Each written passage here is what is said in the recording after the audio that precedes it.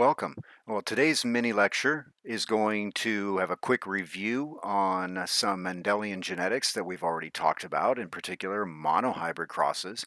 And then we're going to dive into the world of dihybrid crosses, crossing two traits. Sometimes that can be really interesting.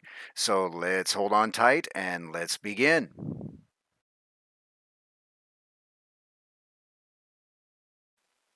So in this lecture, we're going to be continuing the focus on Mendelian genetics, heredity, and in primarily speaking about dihybrid crosses, or the crossing of two traits. Now remember, we have already spoken about a monohybrid cross, or the cross of one trait, but I think it would be wise for us to go ahead and review a little bit of that first.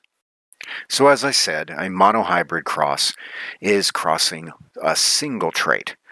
Both the dominant and recessive are still present. Remember, think about black hair and brown hair.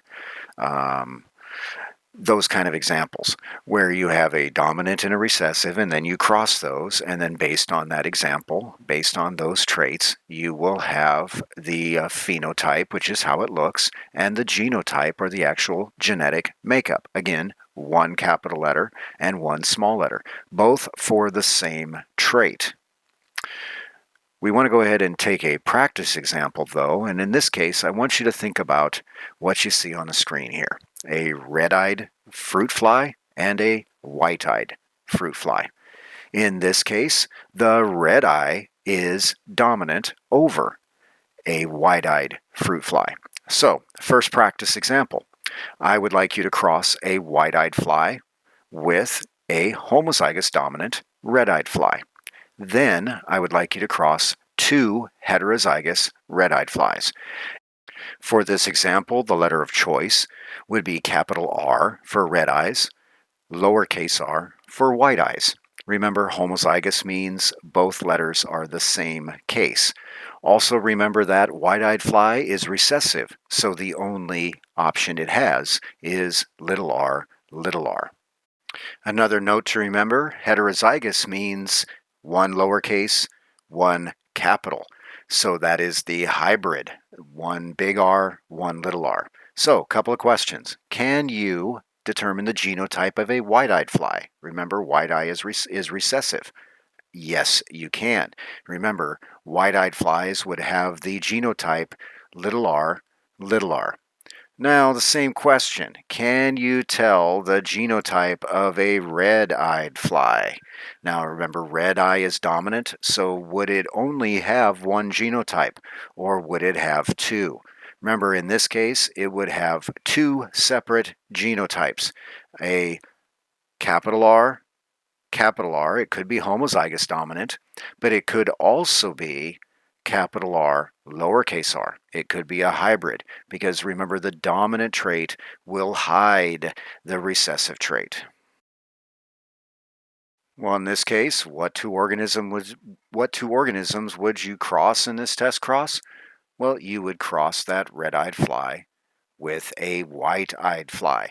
Now, why would you use a white-eyed fly? The white-eyed fly is a known genotype. You know that in order for it to be white-eyed, it must have the genotype little r, little r.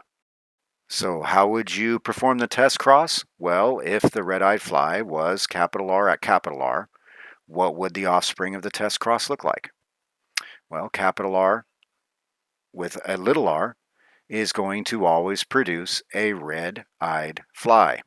Now, what if the red-eyed fly is heterozygous? Capital R, lowercase r.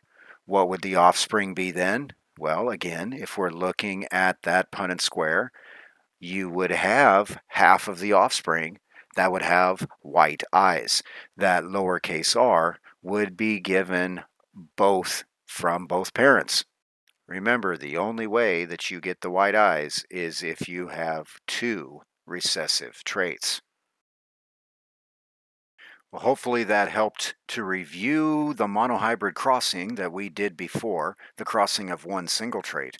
But now we're going to look at it a little bit differently. Now we're going to be crossing two traits at the same time. Remember, we're still looking at two possible alleles, a dominant and a recessive, but now instead of doing that only once, we're going to do that twice. So let's follow along with the continued video, and hopefully this will become very clear to you. Now in a dihybrid cross, this is when things get interesting, because now we have more possible gametes, more possible traits to share. In this case, let's look at the example of fur color and coat texture. So our two types of fur color are black and white. Black is dominant over white. Coat texture, we have rough and smooth. Rough is dominant over smooth. So I'm looking for a heterozygous individual. What would their genotypes be? Capital B, lowercase b, capital R, lowercase r. Now, what kind of a cross could you make with this? Well, now we have to think about what are all the possible gametes. Remember, it isn't just capital B, capital R now. No, we've got to look at every possible combination. So how can we determine that we're going to get each of the possible gametes from a heterozygous dihybrid cross? Well, we can use what is called the FOIL method. First, outer, inner, last. So in this case, we're going to take the first, the capital B and the capital R. Second, we're going to take the outers, capital B, lowercase r. Then we're going to take the inners, lower b, capital R. And then finally, the last, lowercase b, lowercase r. Those are your four possible gametes. And again, another way to quickly determine how many gametes you're looking at is look at how many positions you have, plus how many options. Remember, if you have two positions and two options, that means that you have 2 times 2. 2 times 2 is 4. There are 4 possible gametes for this organism. Now you just do your simple Punnett square. You're going to, instead of taking one letter at a time, you're going to take every genotype and place them just like we did before. Now we just fill in the blanks. So for that upper right-hand corner, we know that that's going to be, upper left-hand corner, capital B, capital B, capital R, capital R. In the lower right-hand corner, you know that's going to be lowercase b, lowercase b, lowercase r, lowercase r. And what I think you will find that is very interesting about this as you start to fill this in, remember, I want you to be thinking about phenotypes. What do the offspring look like? There are rules that go along with this. So if we're looking at phenotypes here, remember, dominant is going to hide recessive, and we just count the numbers. We can start to see that there are 9 black and black fur and rough coat texture offspring. There are 3 black and smooth. There are 3 white and rough, and there is one white and smooth, showing the double recessive for both traits. No matter what traits you're crossing in a dihybrid cross with heterozygous traits, you are always going to get that nice 9-3-3-1 phenotype ratio. Very easy. Again, 9 black and rough, 3 black and smooth, 3 white and rough, and 1 white and rough. Now we're going to do some practice.